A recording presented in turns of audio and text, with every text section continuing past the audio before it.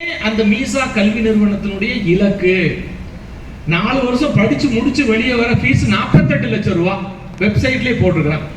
எதற்காக இதை சொல்றேன் அப்படின்னா, பெற்றோர்களுக்கும் மாணவ குழந்தைகளுக்கும் இன்னைக்கு சந்தையினுடைய ட்ரெண்ட் எப்படி இருக்கு, மார்க்கெட் நிலவரம் எப்படி இருக்கு அப்படின்றத தெரிந்து கொள்வதற்காக இந்த செய்தியை நான் சொல்றேன். கிரைஸ்ட் யூனிவர்சிட்டி அப்ளை பண்ணோம்.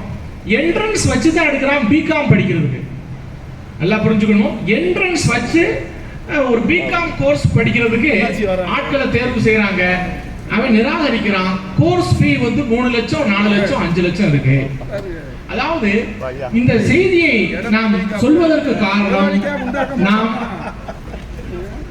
அதிக விழிப்போடு எந்த துறையை தேர்ந்தெடுக்க வேண்டும் என்பதை 8ஆம் வகுப்பு 9ஆம் வகுப்பு 10ஆம் வகுப்பு காலகட்டத்திலேயே ஓரளவிற்கு துல்லியமாக கணிக்க முடியாவிட்டாலும், இன்னைக்கு வந்து நீட் தேர்வுக்கு எந்த வருஷத்துல அவங்க பயிற்சி ஆரம்பிக்கணும், குறைந்தபட்சம் 8ஆம் வகுப்புலையாவது 9ஆம் வகுப்புலையாவது ஆரம்பிச்சா நம்ம பயிற்சியை துவங்கினா மட்டும்தான் அந்த கல்வி, அந்த தேர்வு, அந்த பெடகாகி கற்றல் கற்பித்தல் தேர்வு முறைக்கு நம்ம குழந்தைகளை நம்ம தயார் செய்ய முடியும். அப்படி இல்லாம 12ஆம் வகுப்பு வரை தமிழ்நாடு அரசு பாடத்திட்டத்தில் இருக்கக்கூடிய பாடத்திட்டம், தேர்வு முறை, கொஸ்டின் பேட்டர்ன் எப்படி இருக்கும், நீட்டோட பேட்டர்ன் எப்படி இருக்கும், அதற்காக நம்மை முழுமையாக தயார் செய்ய வேண்டும். என்னுடைய மக ஹைதராபாத்ல 10ஆம் கிளாஸ் முடிச்சிருக்காங்க. 2 நாளைக்கு முன்னாடி ரிசல்ட். உண்மையிலேயே ஒரு மகிழ்ச்சியான செய்தி. ஒரு தகப்பனா அந்த மகிழ்ச்சியை பகிர்ந்துக்கிறேன். இந்தியில ஃபர்ஸ்ட் மார்க், தெலுங்குல 2வது மார்க். தெலுங்கு அங்க 4ஆம் கிளாஸ் படிக்க போனாங்க. மேக்ஸ்ல 100, மொத்தத்துல 97% அவங்க வாங்கின மார்க் 582 600க்கு. என்ன காரணம் அப்படின்னா, 8ஆம் கிளாஸ் படிக்கும் போதே அவங்கள JEE மெயின்ஸ் அட்வான்ஸ்ட் கோர்ஸுக்கு அந்த பாடத்திட்டம் பள்ளி அவர்களை தயார் செய்கிறது. அதாவது IIT கோச்சிங்க்கு 8ஆம் கிளாஸ் படிக்கும் போதிலிருந்து தயார்படுத்துறாங்க. இதை பெற்றோர்கள் கொஞ்சம் மனதில் வைத்துக் கொள்ளும்படி அன்போடு வேண்டி கேட்டுக்கொள்கிறேன். நீட்டுக்கு நம்ம தயார்படுத்துறதா இருந்தா 12ஆம் கிளாஸ் முடிச்சுட்டு 1 மாசத்துல நம்ம போய் தயாராக முடியாது. நம்ம தமிழ்நாடு கல்வி திட்டம் மாணவர்களுக்கு சாதகமானது நுழைவுத் தேர்வு என்பது இல்லை. இது அரசின் கொள்கை முடிவு. ஆனால் வருங்காலத்தில் எப்படி போகுமோ, ஏன்னா அரசியல் தலைவர்கள் எடுக்கக்கூடிய முடிவு. அதற்காக தங்களை தயார் செய்து கொள்ள வேண்டுமாய் அன்போடு வேண்டி விரும்பி கேட்டுக்கொள்கின்றேன். அரசு தேர்வுகளை பற்றி விரிவாக பேசினார்கள். கடந்த நவம்பர் மாதம் ராஜபாளையத்தில் நமது சமுதாயத்தில் மாநில அளவில் நடந்த கூட்டத்தில் ஒரு பெரிய தீர்மானம் நிறைவேற்றினோம். வீட்டுக்கு ஒரு அரசு அலுவலர் என்ற திட்டம்.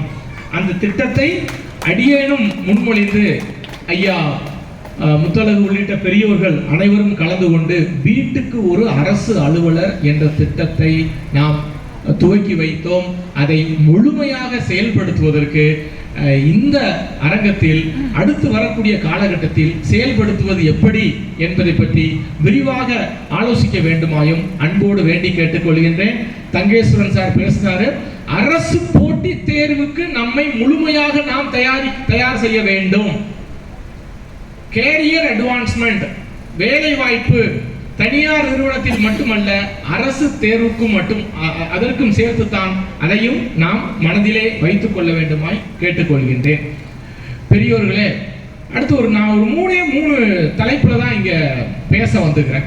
அதாவது வந்து இன்னைக்கு கவுன்சிலிங் அப்ளை பண்ண போறோம்.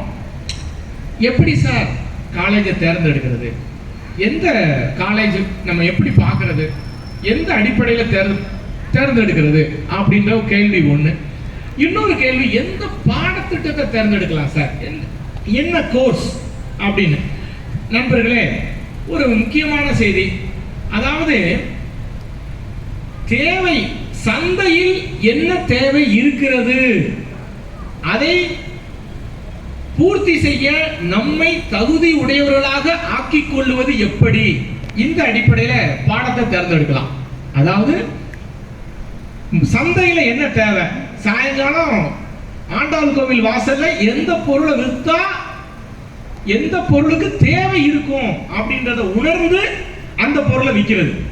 சந்தையினுடைய தேவை என்ன, எந்த படிப்புக்கு அதிக வரவேற்பு இருக்கிறது, எந்த படிப்பிற்கு நம்முடைய குழந்தைகளை நாம் தயார் செய்ய வேண்டும், இது ஒண்ணு.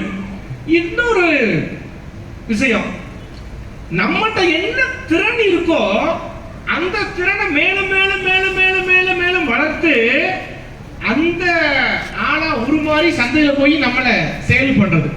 நான் சொல்றது சரியா சார்? தேவை என்ன இருக்கு அதை உற்பத்தி பண்ணிக்கிறது. இன்னொன்னு, நான் என்ன உற்பத்தி பண்றேன், எங்க காட்டுல கத்தரிக்காய் விளையுது சார், அதை நான் கொண்டு வந்து விற்கிறேன்.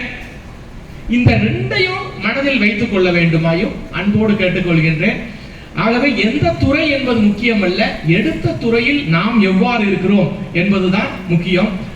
இதற்கு அடுத்தாற் போன்று இன்ஜினியரிங்க்கு வரவேற்பு இருக்கா அப்படின்னா 200% 100% சொல்லலாம் வரவேற்பு இருக்கு.